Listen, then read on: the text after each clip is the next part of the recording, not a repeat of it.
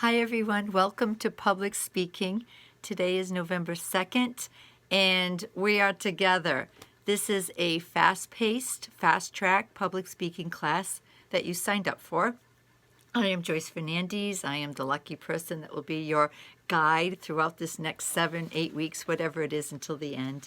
I just fresh off the presses, copied off the roster to see who's in the class. So I'm going to read your name, and if you don't hear your name, well, you shouldn't be getting this email if you don't hear the name, but hopefully you say, yep, there I am.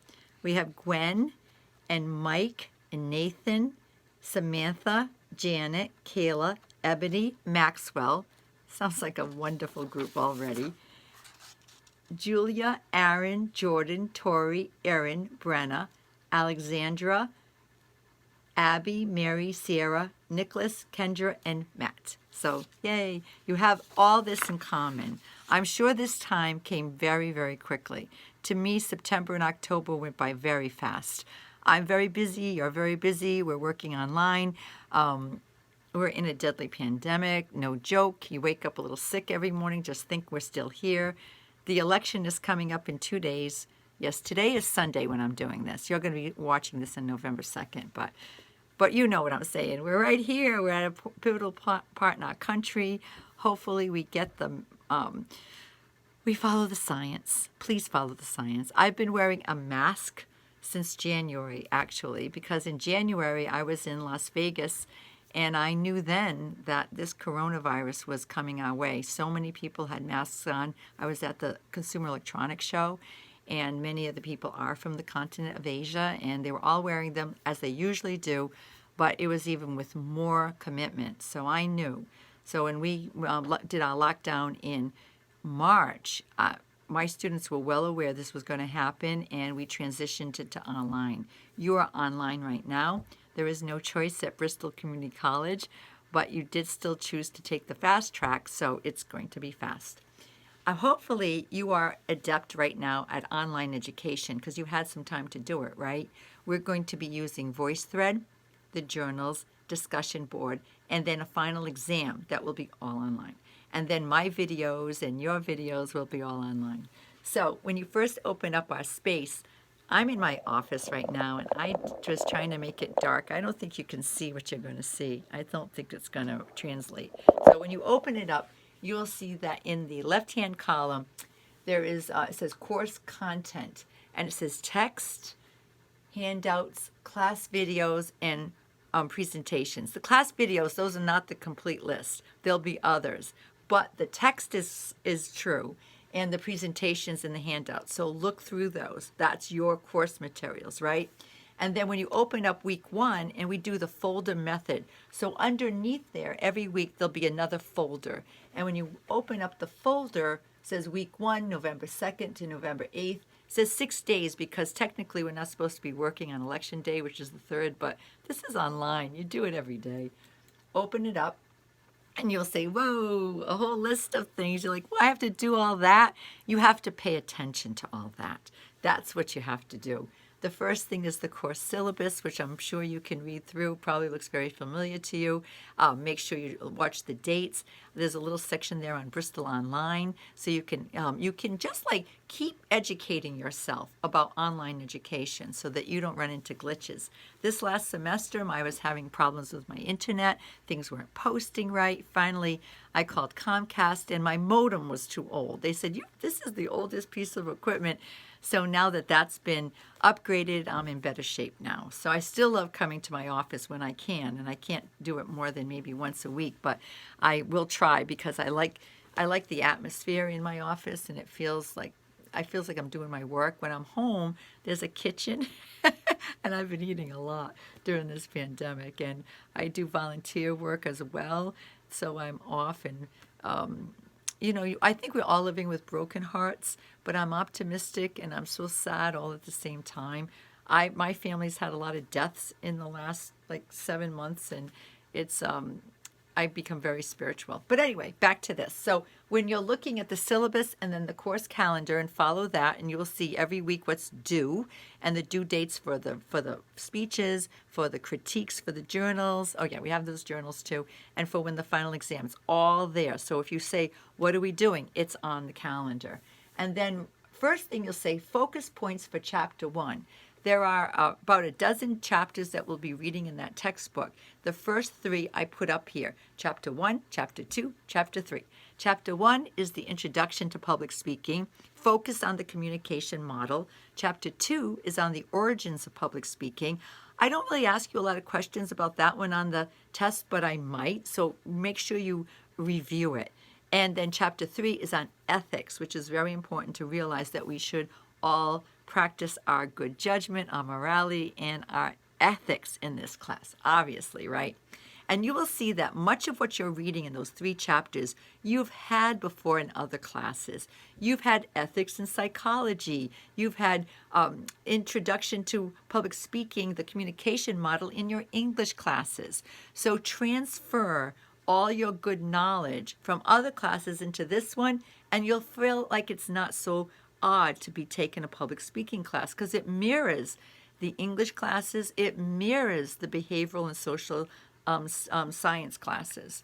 So it's really something that's been with you your entire life. You've been a public speaker, and now we're finding a safe place just to practice our skills and practice with a group. And it's very energizing to me to watch all the videos come in and see the variety of personalities and ways we could all do the assignments. We do them on our own terms. All right. So then you'll notice that there's 3 chapters there that I just copied over from the list of chapters that you got in the very beginning. And then those focus points are the vocabulary words that I want you to pay attention to. And then when the final exam finally comes, there'll be 50 questions on the final exam that come from those vocabulary words. Multiple answer, multiple choice. And you'll have well over a week to do the entire exam. So I suggest reading through the chapters now. There are 10 pages. They're not that long. Look at the vocabulary terms I want you to pay attention to. Of course, everything's important, but pay attention to those. Get a sense of them in your head and then move on. You don't have to sit and memorize. Hopefully, they will feel familiar to you, so you've already have a prior experience with them. It's not going to be new information. Maybe a new way of posing it, but not new information. So 3 chapters, right? Week 1, 3 chapters. It's a fast track. Then we're going to go right into, once you finish those 3 chapters, the best you can, the discussion boards. The discussion boards, usually 2 every semester, every week, sometimes 3. That's your attendance for the week. So it's very important that you participate. There are videos, usually they're TED Talks, no more than 20 minutes usually. One is a little longer, but most of them are. They're around 20 minutes. You watch them, you look at my prompts, you answer the best you can. I'm not expecting these to be long answers, but you might find some that some of you do. But what I'd like you to do is answer your prompts, and sometimes you'll see where I ask you to go back and respond to one of your classmates. I don't always do that. So if I don't say to do it, you don't have to do it. But you should want to see or read what your classmates are doing. This is our discussion, like being in class. Having said that, I know sometimes I'm in class discussions face to face and not everyone participates and not everyone pays attention. So do your best with the discussion boards, but do them because that's your attendance for the semester and that's an important grade for you. So discussion boards and attendance go together. All right. Then over here, I have my self-introduction that I did in the September, so I'm all excited and everything, and now I'm just tired. No, that's not true. But a self-introduction, because that's what I'm going to be asking you to do, to post your self-introduction, right? And it's video. It could be 30 seconds. I think I say 1 to 5 minutes, but if it's 30 seconds, it's 30 seconds. And state your name, and 3 facts about yourself that you don't mind sharing with newfound friends, right? You don't have to get private.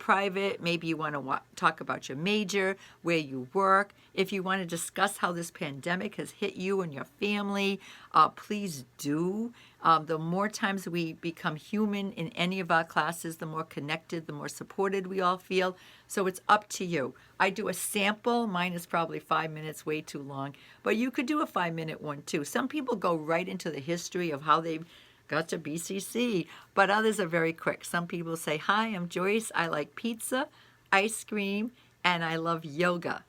Boom, done. I'm done. 3 facts about myself that you didn't know by just looking at me. So it doesn't have to be long. But as we do our speeches week to week to week to week, we're going to be learning about each other, right? Of course, these speeches, the self-introduction is just a snapshot. It's not the total you. We'll never know all of you unless we're fortunate enough to spend time with you and be your friend. But it is an indication of how, like I say, variety of people in these classes, in all the classes throughout America.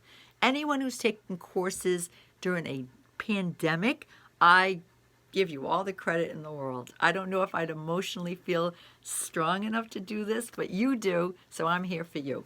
So that's the first week. When it says post your introduction in here to VoiceThread, you can do it 2 ways. You click on the link, then you click on the word launch, and then you're going to get to a space that says create. Where does it say? What's it say here? Where is it? Create your own. Should be creating your own. Yeah. You're going to be creating your own, all right. Do I have the wrong? I think I have the wrong. Do you know I think I have the wrong course? I think I put you in the wrong course. This happens. This happens to you. This happens to me. It's amazing how like twisted we can get. But what's going to happen, there's going to be a spot for you to create your own VoiceThread. And you can do it right on the computer itself, or you can do it, upload it. You can do it somewhere else and then upload it up there. So you don't have to do it. If you don't have a camera on your computer, you're not in trouble. Yes, it says post here. Click launch. Oh, this is crazy. Crazy, I tell you. All right, well, up here where it says create, you'll push that and you will create. And you will either add your media or do it fresh. I've looked at it again, and it looks like I'm going to have to correct this with the Site Lab tomorrow because it looks like your class and another class have switched.